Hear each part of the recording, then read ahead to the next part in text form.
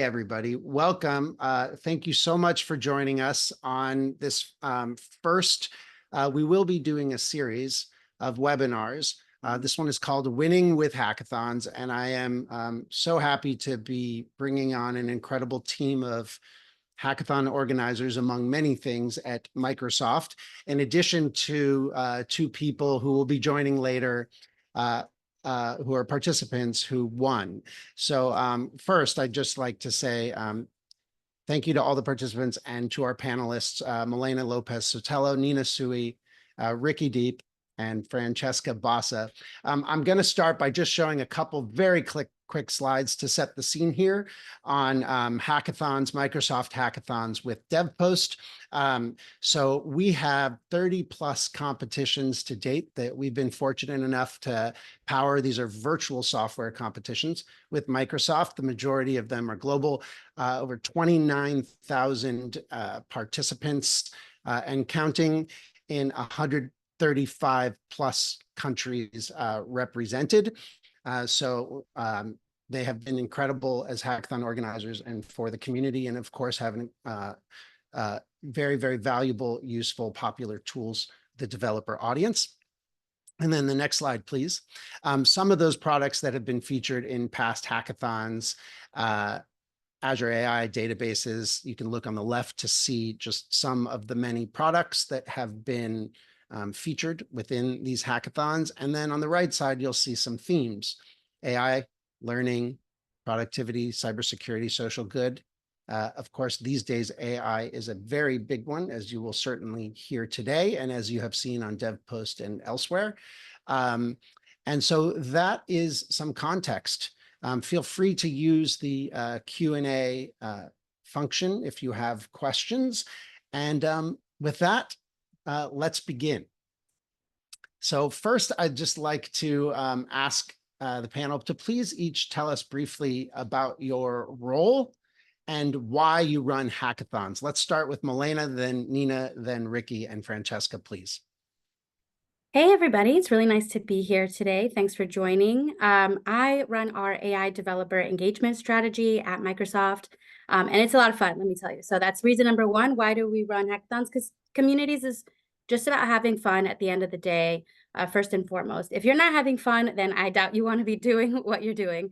And then the second reason we run hackathons is, one of Microsoft's main mission is to empower everyone to achieve their potential, and at the sum of how I think about the mission. And hackathons really help us get our communities to get to that point. How do we learn skills? How do we change the world with our applications? How do we apply all of the different resources and tools with other people to help bring those solutions to life? Great. Awesome.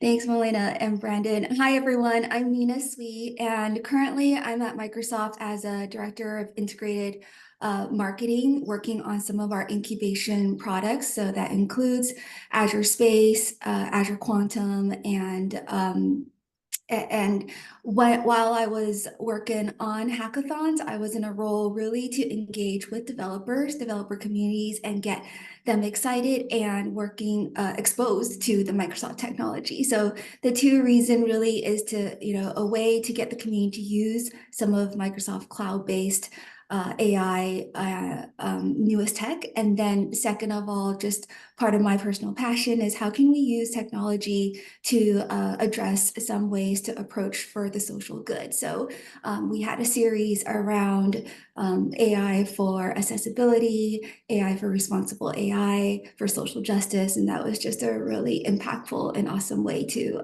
engage with everyone. So thank you for having me on this panel today.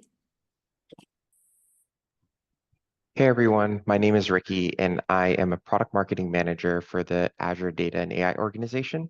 So why I love to run hackathons is one, it's a really fun way to engage with developers and really see what the community can build by giving them the tools within Azure. And then two, it's also a really great way to spotlight and showcase what the community is building with Azure. A lot of the times we get to showcase the work that you guys have done, internally and externally as well too. And it makes us super happy to see all the creative and endless possibilities that you can build on Azure. Awesome. Hi, everybody. My name is Francesca Bassa. I'm on the Databases and AI product marketing team with Ricky, and I've been at Microsoft for 7 years. And part of why I love being involved with hackathons is that Microsoft has a really, really interesting company history with hackathons. We actually have the largest employee-sponsored hackathon at Microsoft. I participated as an employee for a few different years, both as a hackathon participant and as a volunteer. I think that hackathons are just the most amazing way to generate new ideas, to have fun, and to really test out some of the products that we tend to work on a daily basis, but we don't really think about how they apply in the real world. They're a great opportunity to meet other people, and there's so many incredible solutions that have come out of hackathons, and overall there's so much fun. So I'm so happy to be here today to chat more about it. Awesome. And I'm Brandon. I am founder and CEO of DevPost. We've been doing this for over 14 years and I love it. And I'll just add that for the majority of organizers that we work with, including Microsoft and elsewhere, what we see as one of the motivations is that they work in getting people to build and inspiring them to build. There's a really high conversion rate. So just going behind the scenes on this, and a big part of this is so participants can see, what do organizers care about? Why are they doing these hackathons? That's why we're starting the series by letting you talk to organizers, one of the best companies in the world. And the reason for that is a large percentage of people who say, I'm interested in this hackathon, go on to build, up to a third. That works. And the reasons for that, participants, what you tell us is that there are several. One is deadlines create a sense of urgency. Two, you're setting a goal and accomplishing it for yourself. Three, they require you to learn by getting your hands on keyboard and building. And last, they respect you. They give prizes without taking your intellectual property. They help teach you along the way and those kinds of things. So I would say, as to the why, one of the things we see is that. So cool. So I'd love to hear about the last hackathon you ran and with DevPost. I believe, Nina, you sort of mentioned that, and there was the really cool responsible AI competition. So let's go to Milena, Ricky, and Francesca to talk about the last hackathon you run. And Ricky, we have certainly something to say about yours as well. Milena, I can start for sure. So we ran a generative AI hackathon focused on multimodal just a few months ago, right in the lead up to Build. And I would say for us, why we did that, there were several reasons. One, we know, like Brandon said, we know that hackathons work when it comes to kind of pulling out that creativity and seeing what people are building. And in the world of AI, things are moving so quickly. And so internally, we were very curious, hey, where are people going with multimodal? What are people building? What are people thinking about? So that was one big thing that we thought about internally. And one really good way to do that is to have a hackathon and look at, hey, this is what people are building. And secondly, one of the really cool things that hackathons tie into is, at the time, we have our biggest developer conference coming up, or just passed in May. And we really wanted to pair those two together and say, hey, what are people building with multimodal on Azure? How can we showcase that at Build? And then what can we learn from that, internally and externally, to just apply those learnings in the long term. So those are just two of the core reasons, why we started engaging with DevPost. And I will say, thirdly, Ricky and Francesca had just run a hackathon the year before. And we just saw so much excitement and all the really cool applications built through that, and how the developer community really came together. And we said, hey, Microsoft's a big company, and how can we take their learnings and apply it, again, for the generative AI hackathon for multimodal. Awesome. Thank you. And Ricky, I'll say we have a deadline today, I believe at 8 p.m. Eastern, if I have that right, which is very exciting. If you wouldn't mind sharing a little bit about this hackathon, what people have to do. Yeah, of course. So for this hackathon, it does end at 8 p.m. tonight, like you said, Brandon. So if you do want to squeeze in the time, you could still try to go for it. For this hackathon, I really wanted to focus on using AI as my priority theme. For here, my focus was to help developers learn about the fundamentals of AI, how they can learn to build their own AI chatbot within Azure, leveraging technologies like Azure OpenAI and Azure Cosmos DB. And then, really just give them that learning experience. And then alternatively, if they wanted to take it even one step further, they'd be able to customize a lot of the chatbots that we allow them to build into their own applications and how they apply it into their real world scenario. So we're really mixing in learning and creativity all into one hackathon. And it seems like we've had a pretty positive response. Francesca. Sorry, off mute for a second.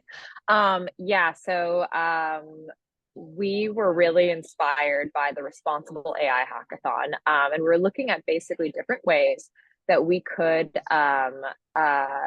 get not just developers, but really our hackathon, or the hackathon that I manage, focus on the student developer audience. So looking at students around the world and how could we get the next generation of developers using our products. So the AI Student Classroom Hackathon focused on using the latest technology that Microsoft had in the realm of AI, so Azure AI and OpenAI, and combining it with some of the other products on the Azure portfolio. So I actually sit on the databases team. So really we were looking at, well, how from a databases perspective, how can we engage a much younger audience than we might typically get? And hackathons were a really, really natural way to do so. And something I would also encourage anybody participating in a hackathon is you're learning from each of us. We all sit on different teams at Microsoft. We all have different goals. We're all trying, ultimately we're trying to promote our different products.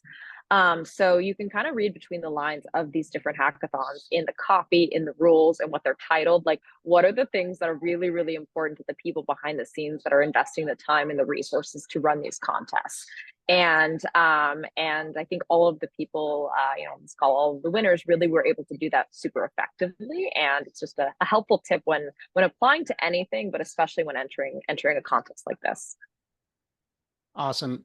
I'm going to jump ahead to a question around AI. Every organizer on this panel has run a hackathon with us that has something to do with AI. And of the 1,200 plus hackathons we powered last year, only a few did not have an AI component. And when you look at our community, and there's community members on the line here, these days, AI and ML is their #1 interest, and everything else is 10, 11, and 12. It has just been a tremendous sea change from start to finish. So I'd love to hear from you all.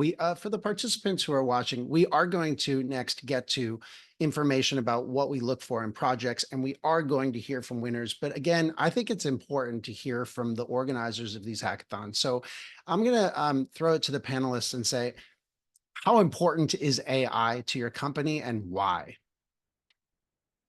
I can start with that. Just simply, I feel like my answer is kind of obvious. Sitting on the AI team, it's very important for me, as when we run hackathons with DevPost, there's obviously a cost associated with it. There's a budget we set aside for hackathons. That budget, correlates to the importance within the org. So obviously, the first, I would say, that's thing one. I think thing two, as we kind of move into this next phase of AI, people are really keen to see, hey, what's the impact this is having? What's the impact that these applications are having in people's lives, in businesses? And so hackathons is a really cool way to just kind of move that impact to the next level. Aside from, I think most of what we've seen over the past or previous years, a lot of chat-based solutions.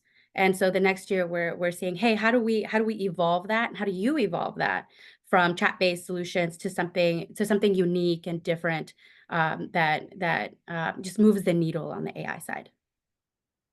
Got it. Ricky, do you want to add anything about learning? Because your hackathon is unique in the sense that it has you first learn some basics and then moving in. Anything you want to add about how AI or why AI was important to your team in this regard?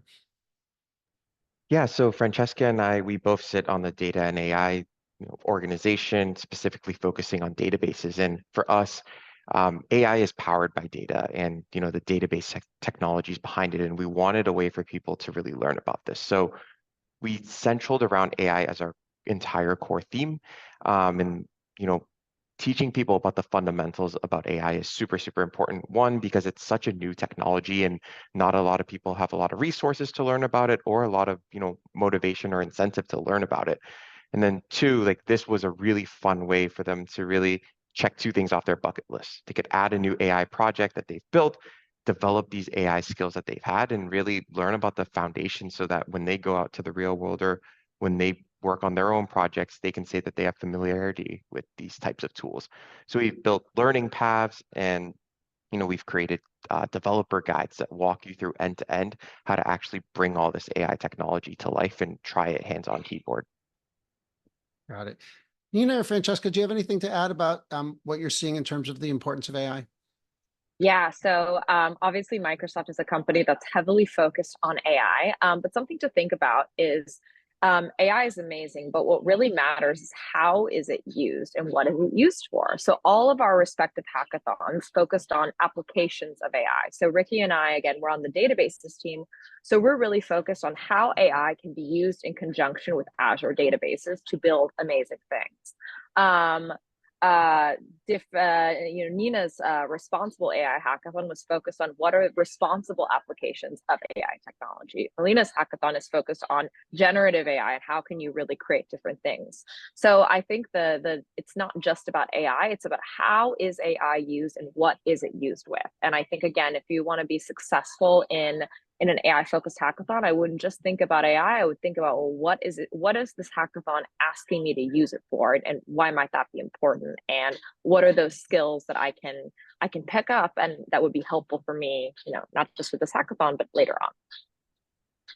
And I'll add that just a hackathon is a great way to start learning and applying AI technology, because it's something where it's constantly changing, constantly advancing, and you can't, there's so saying you can't learn to drive a car by just reading about it. You got to just try it behind the wheels. And similarly with new technology, you just need to start trying. And what we're seeing as a trend just overall in the industry is that beyond solving some of today's greatest challenges and all the generative capabilities we're really starting to see the future of AI just changing how science will be done. There's something called Microsoft Premonition, where AI is used as a platform for biosecurity. Imagine being able to measure, the ecosystem and be able to know epidemics before it starts. That's very relevant to every single person on this earth. And also seeing how AI can be used in the entire scientific discovery process. Imagine, finding new drugs, finding new materials, chemical materials that really help with the Earth's sustainability. So there's really a lot more that can be done with AI, and really we're just at the cusp of exploring the possibilities and the potential. I couldn't agree more. And just from our end, we're seeing it is so big because it requires experimentation. Even folks that have worked on AI probably haven't done too much with generative AI. And so just learning how to get the value out of it inside or outside of the enterprise, it requires experimentation, requires learning, requires time and tinkering. And that's why we found that hackathons have been important. It gives you a set time and an excuse to say, okay, I'm going to focus on something now to unlock its value. And I will just say that Microsoft is absolutely 100% there to support you in that effort. Okay, let's move on to projects. We have a lot of people that are on the line. Really excited that you all have joined. Let's move on to what do we look for in a winning project? Let's go backwards. Let's start with you, Francesca. Yeah, so I think what we look for in a winning project is number one, did the submission hit all of the criteria? So for example, our hackathon, or the hackathon that I ran was the student hackathon. And we said, we're looking for students to build the next generation of intelligent applications that use a combination of AI and databases, and actually applications as well. So the number one thing we looked for is did the submission hit that criteria? So I think it's really, really important just to really read carefully what the hackathon, how the hackathon describes itself, what it states is important, because that's really what we're judging on. The second is, I think that Microsoft, our mission as a company is to empower everybody in the world to achieve more. And we're really looking at projects that do that. They empower other people, whether those people are located in another country, whether those people might have a disability, whether those people might be underrepresented. We're looking at projects that empower. So I think anything with Microsoft, if you want to succeed, think about how can I empower, and how can I not just empower the first, the regular engineer, how can I empower everybody? I think we also, I've seen a lot of really successful projects be ones that have a social good bent. So even if a hackathon is not explicitly for social good, I think you're always going to land well if your project has a social good component. And if you explicitly state that when you're submitting how this thing can be used to help society, I think that's always a good strategy. Excellent. Anything to add in order, Ricky, Nina, and then Milena? Yeah, I think Francesca, hit it right on for all those things that matter. Another additional component I feel like is super important is storytelling, right? You're building these applications. You know it better than anybody else, how it should be applied and how it should be used. Be able to tell that story, because any great product that you build, if you're not able to teach people how to use it or showcase people what it's built for, it may not be great without that story backing it. And that's a non-technical element that a lot of people cannot participate in for the apps that you built. So I think that's such a key component, is the storytelling aspect and how to use your app and where it can be applied. Yeah, and I'll just double click on that. For the hackathons that I've ran, we really put a lot of thought into the scoring criteria. So, the quality of the idea, the impact that Francesca talked about, and also the technology implementation, because at the end of the day, we do want you to have experience and tinkered around with the technology. And so all three of those are taken into consideration. All three of them are weighted. You'll see, the percentage of how it's weighted. So that scoring rubric is important as well. Yeah, I'll plus one, what Nina, Francesca, and Ricky said, and I'll also add, don't underestimate how important like a visual aspect is, whether it's a quick demo of what you've built, quick screen recording, to guide us through what the app does, why it's important, why it's kind of different. And even if you haven't built an app that is, deployed, build a wireframe, do a sketch on a piece of paper, take pictures, walk us through what the flow of the application is, just because, text paired with something visual will definitely help the judge see what your delivery is of that project. So yeah, always emphasize sending in a demo. Love seeing them. And like I said, wireframes are also a great substitution or addition to the demo as well. Absolutely. And I'll add that for everyone watching, every single hackathon that we manage at DevPost has very specific judging criteria. Folks have mentioned them just now. And so there's not going to be a hidden judging criteria. They literally, if the 3 or 4 or 5 criteria are there, when the judges go to score, they see those 5 and then rate them from 1 to 5 and take an average and then have a discussion about that to ensure that they're, doing the right thing, because something might be a 0.100th off and something like that. And they want to have a conversation to make that happen often. And so read what is written on the site, including the main requirements, which is, what Francesca was talking about, like what you actually need to do to be eligible, and then the judging criteria as well. And I will just say that while the judging criteria might change here and there might be a 4th instead of 3, in general, we look at what we call the 3 I's. One is the quality of the idea, which is how innovative it is and creative. Second is the implementation. Does it work? How is it built? And then the last is impact on something. It could be the community. It could be the specific tool. It could be a genre or an industry. And so those generally will be included in the criteria.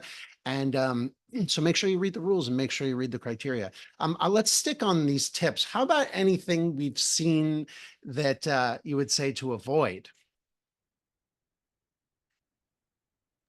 I'll go first. And kind of along with the demos and the videos, be mindful of time. If just thinking about, how many submissions judges have to review. 3-minute video. If the instructions say 3 minutes, keep it to 3 minutes. But spend some time practicing. Like, hey, how do I really boil the point down and get what the information I need to get across quickly and succinctly, because that I think has the best impact on the other side. I've definitely seen videos that are like 6 minutes, 7 minutes, and multiply 7 minutes times 100 submissions. It's a long time if everybody does that. And judges don't have to go beyond 3 minutes as well on videos submissions. And that can change depending on the rules in the competition, et cetera. So always make sure to read the rules. Other tips either on things to avoid.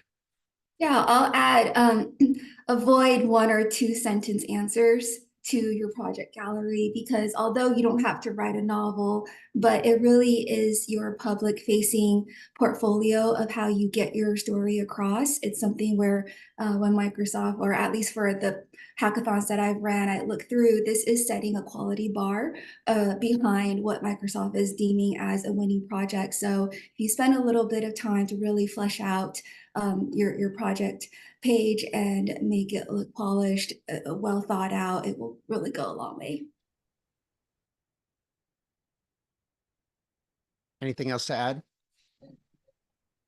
Yeah, I think always think about the person reading it and how can you make this as easy for them as possible to say yes, because we want to say yes. We're reading these submissions. We're not thinking, how can we disqualify this project? We're like, we just want to find, we're reading we all have day jobs. We're all very busy. We're looking, how do we find the best project? And also how do we do, how do we make sure we don't spend, so much time on this that we are, unable to do our other responsibilities? So the easier you make it for the person reading it, the higher your chance of success. Think about how can you communicate really effectively to them what this is and why it matters for them and for Microsoft and for the hackathon with this criteria that's been stated. So just think about the person reading.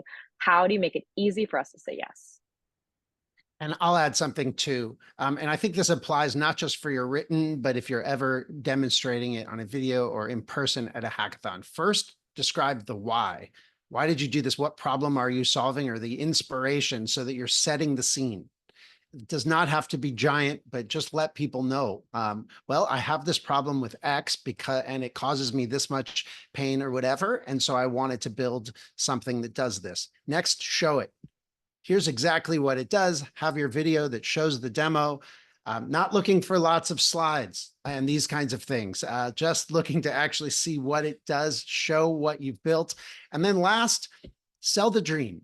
What's next for it? What's the potential? What's the type of impact that could happen? So keeping those things in mind could be a useful structure for your project. Great. Well, speaking of participants and ideal projects, let's bring in 2 of our guests from the same team.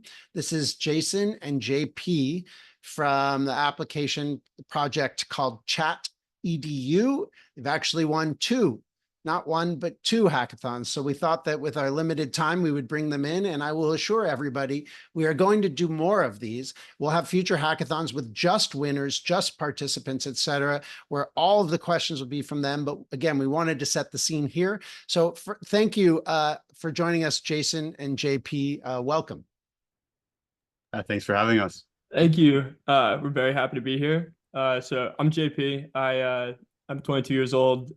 This past May, I graduated from Vanderbilt, where I studied computer science and human and organizational development. This past year, I lived with Jason at school, and we started building Chat EDU initially for Vanderbilt's hackathon, and now we are 9 months later, and 4 hackathons later, we are now working full-time on it. So hand it off to Jason. Yeah, I'm Jason Hedman. I went to school at JP at Vanderbilt, also graduated in May.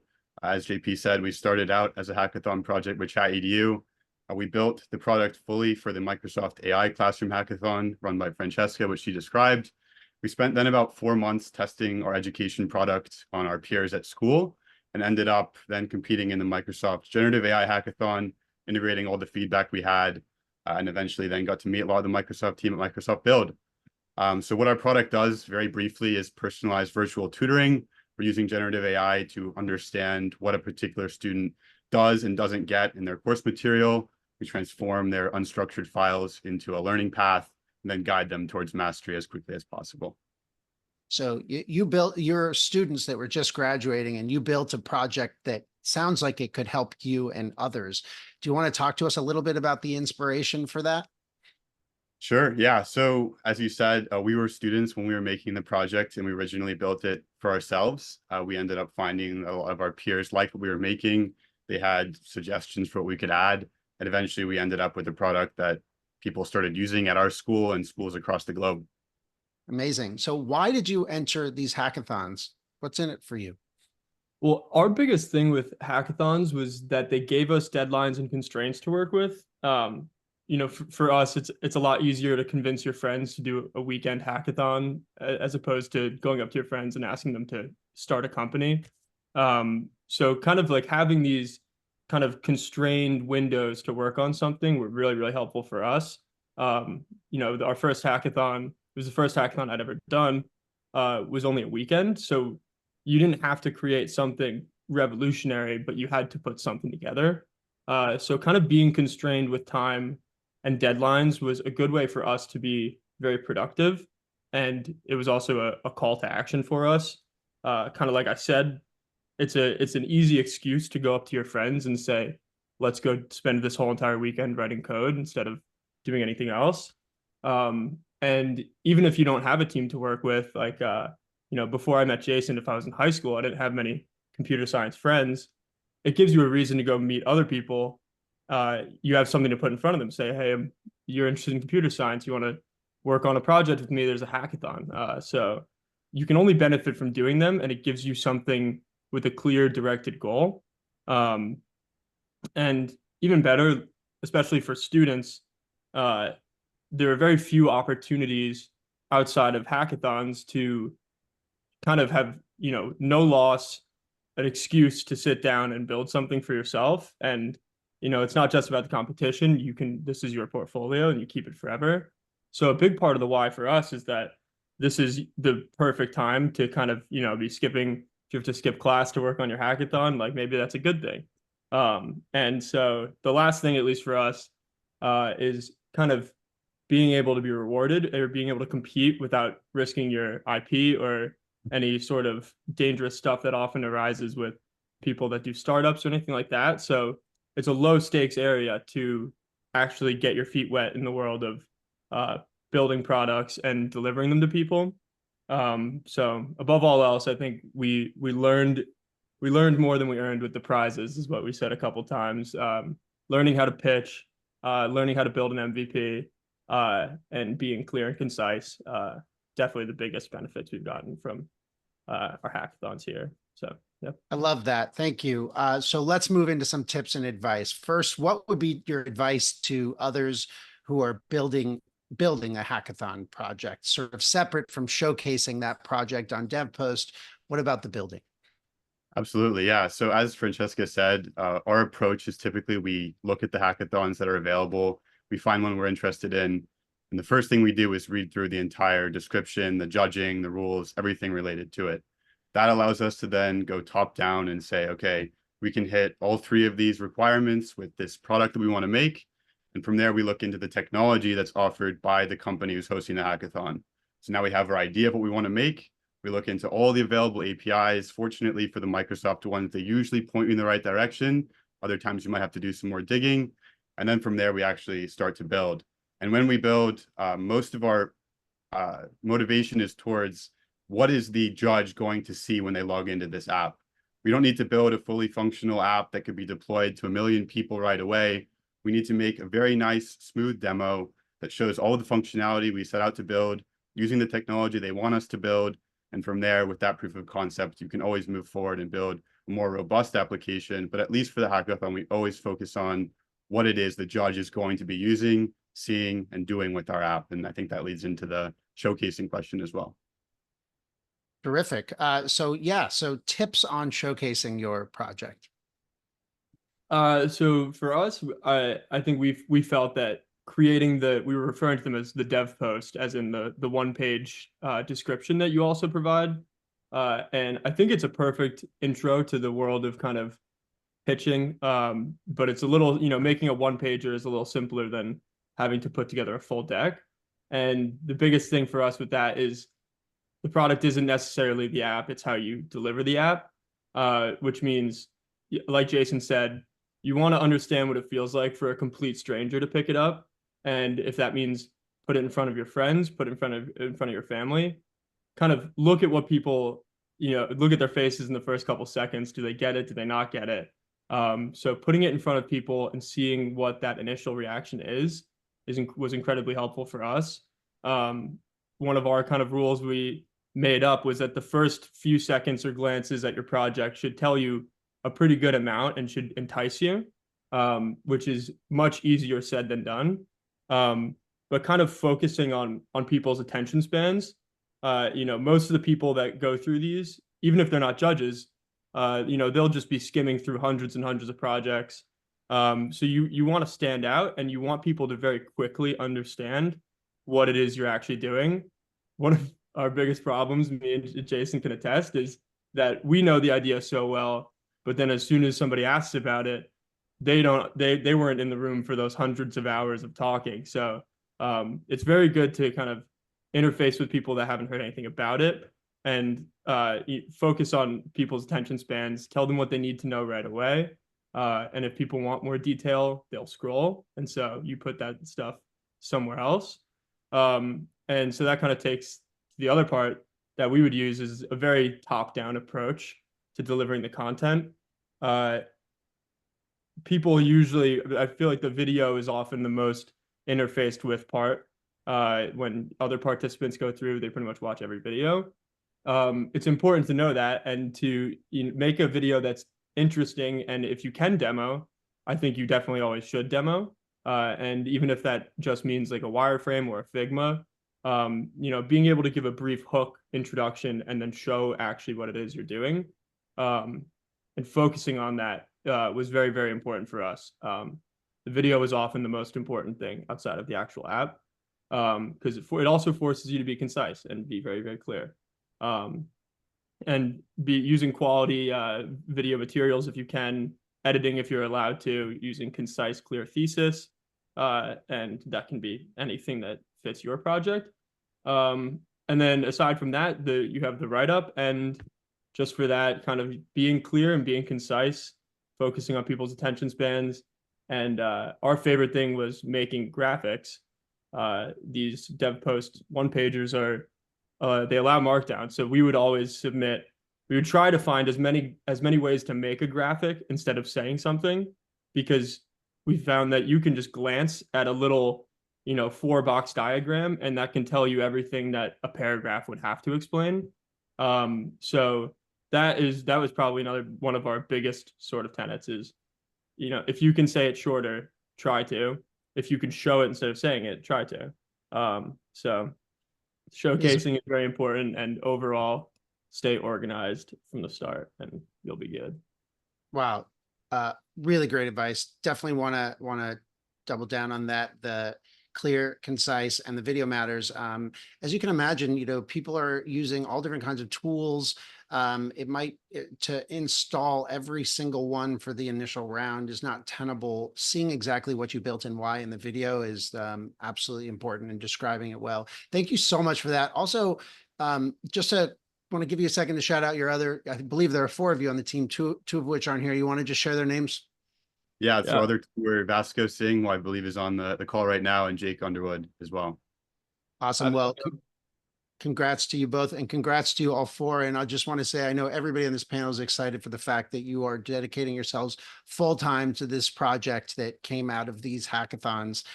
That's awesome, and congratulations. All right, cool. So we're not going to take too much of your time, but there've been a lot of questions. So I'd love the participants to, Jason and JP, hang on, because you might be able to answer some of these as well. So I am feeling inferior and nervous to join a team. Any advice? Anyone like to take that? Jump in, please. Yeah, I can take that. Yeah, I definitely sometimes still resonate with that, used to resonate. For example, I did not study computer science in undergrad. I come from a religion major, which, was not very tech-based at all. And I learned to code on my own, and, kind of joining in a hackathon, I was always very nervous, like, what am I bringing to the table here? And I realized, part of going into these hackathons is not just about like winning and all that jazz. That stuff is fun. And there's definitely that competitive component, but at the same time, everybody's there to learn and meet people. And so obviously, if you're there to learn, if you're there to meet people, show up, see what you learn, meet other people, and see how you can help. And there are various ways to help, I promise you, whether it's coming up with images, whether it's maybe you're very good at public speaking, or maybe you have a passion or just like an itch to learn a particular area, and you're willing to put in the time. Already right there is, way more than what you need to be involved in a hackathon. Awesome. Who else would like to add anything?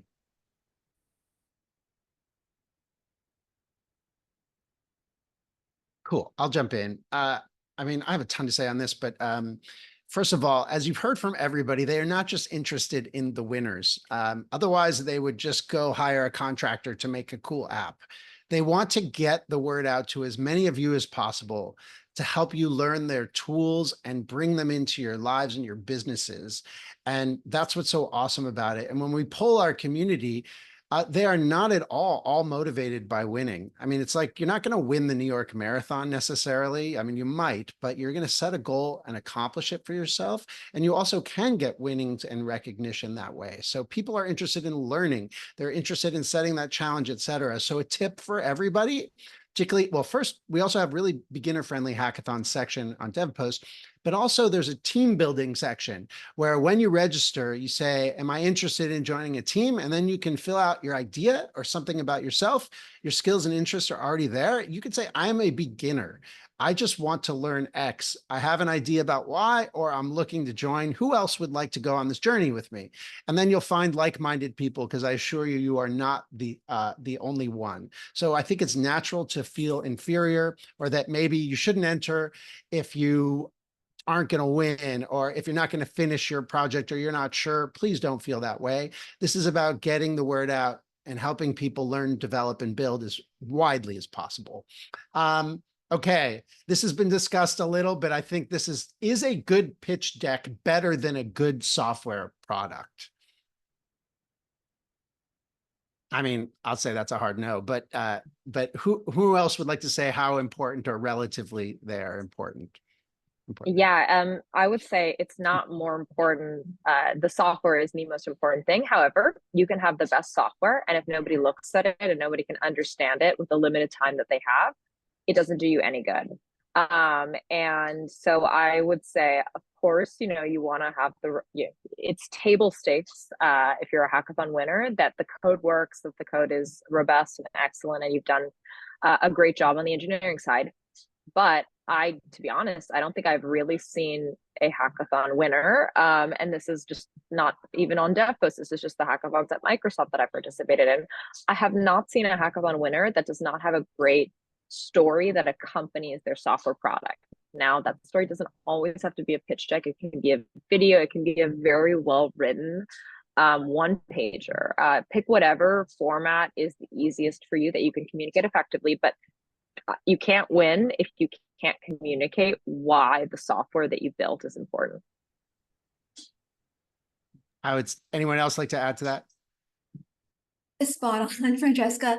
Also, when I look at the judges for the hackathons I run, I really think through the judging their background. So I usually find somebody who has that technical expertise. So when they're evaluating projects, they know that. I look for somebody that has more of a business side. And so the judges are well-rounded for the ones that I look for, so that when they're evaluating the project, different perspectives come in and really being able to get a good feel of the potential of the project.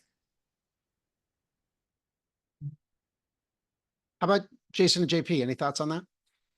I guess I could jump in. I think JP talked about it a lot, but one of our core philosophies when we do these is that you have to put yourself in the shoes of the person that's looking at it. Open your page for the first time. The first thing you see is the video thumbnail. You click on the video. You then go down into the why did I build this project? And so at least when we were building our projects, like you all have said, it's really you're telling a story. You have to go through each individual step that the judge will go through and understand, is this actually contributing something new or is this not necessary? So I don't think one is more important than the other, but as Francesca said, the write-up is what you see first. And so if the write-up isn't intriguing, you might have a little bit of a stale audience once they get to the actual product that you've built. Awesome. Here's a question for the organizers. It'll be my first time organizing a virtual hackathon. Any advice from the organizers? I can give one here. So for future hackathon organizers, I think it's really important to engage and be really active with the participants. I've worked really, really closely with Kimmy and Janet from the DevPost team, and we're consistently talking every day. How can we improve this? How can we remove roadblocks for these participants? What are they all struggling with? Is it a common theme?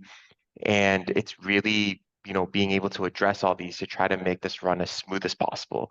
Because as the organizer, you understand the technology, you understand how everything works internally, but it may not be perceived the same way on the outside. So it's really important to keep in touch with your dev pros project managers and help the participants remove those roadblocks and, really encourage participations and submissions.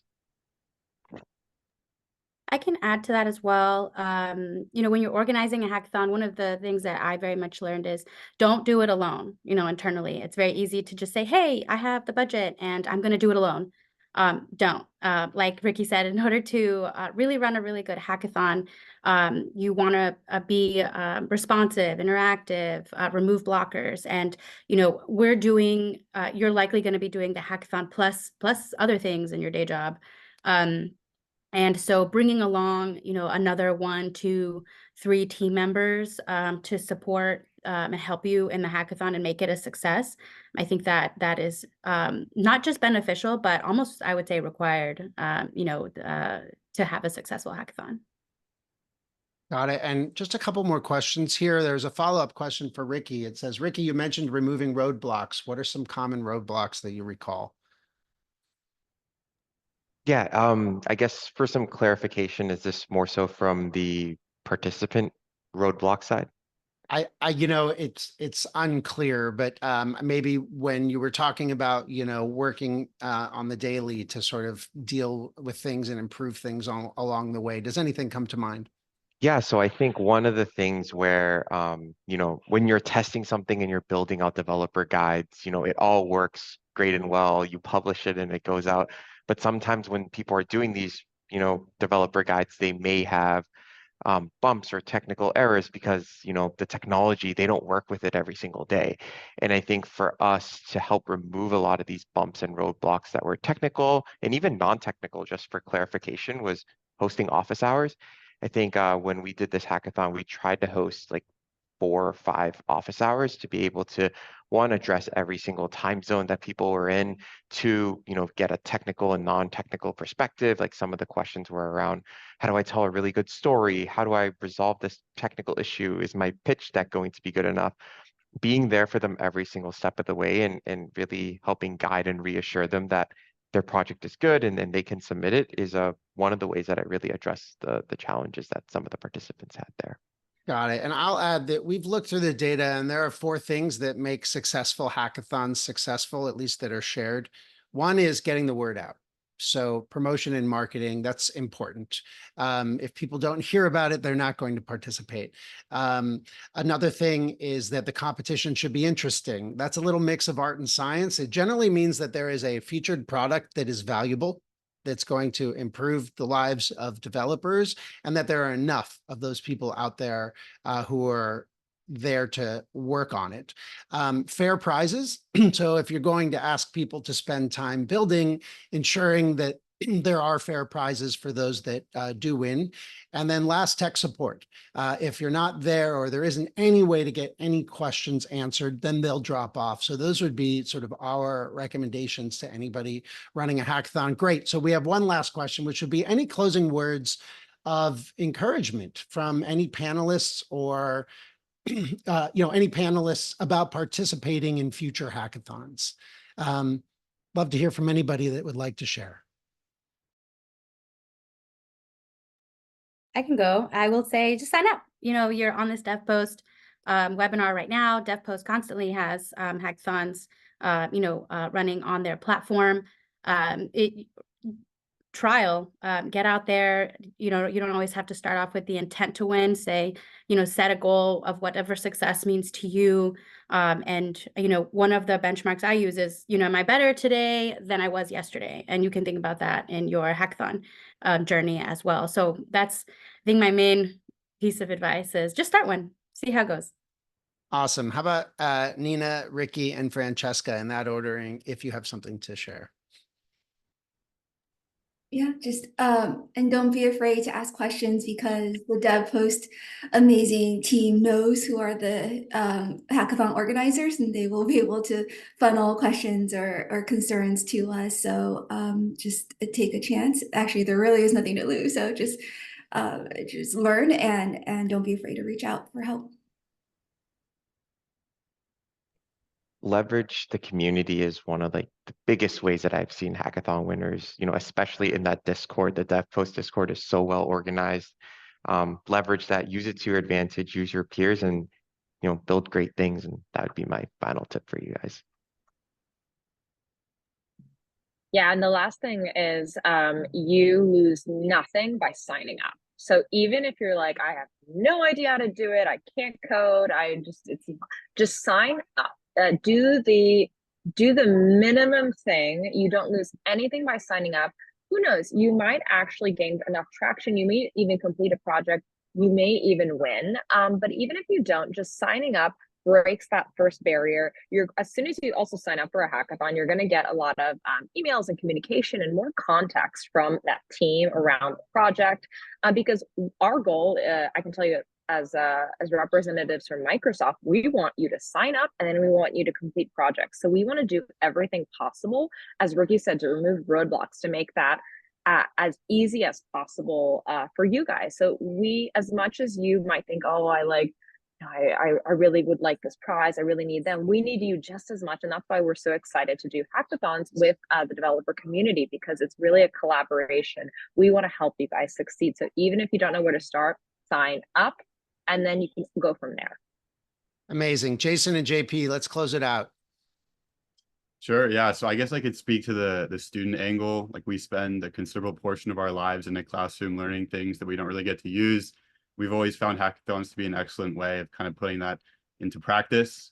We also recommend you build something for yourself. At the end of the day, if you complete a hackathon project and you made something that you like to use, or that your friends like to use, or family members, whatever it is, you've succeeded, even if you don't win. So we think it's always fun to put things together, put what you learn to practice. Yeah, just kind of sign up and get to work. Yeah, and I think a big thing for me is, if you can, do everything you can to find a team, or at least other people that are interested. There, at least in my experience, going from doing work like this individually to having two other people to bounce off of was like a totally new paradigm. So having joint responsibility, and if that kind of, like Ricky said, the DevPost Discord is a great place to find a new teammates. You can go on Reddit, you can go on BuildSpace. But for me, my big thing is look for a team. When you have other people that are excited, it makes it easy. So that would be my suggestion. Amazing. Thank you, everybody. I want to say for those of you that submitted questions, there were a lot both in advance and then during this webinar. We have a copy of every single one. We already looked at all of the ones in advance. I assure you that they have been looked at and aren't ignored, and we will be answering as many as we can in the future on future webinars and other places. So thank you all for participating. To those that joined the webinar. And I also want to just thank all the panelists for your time. Really appreciate it.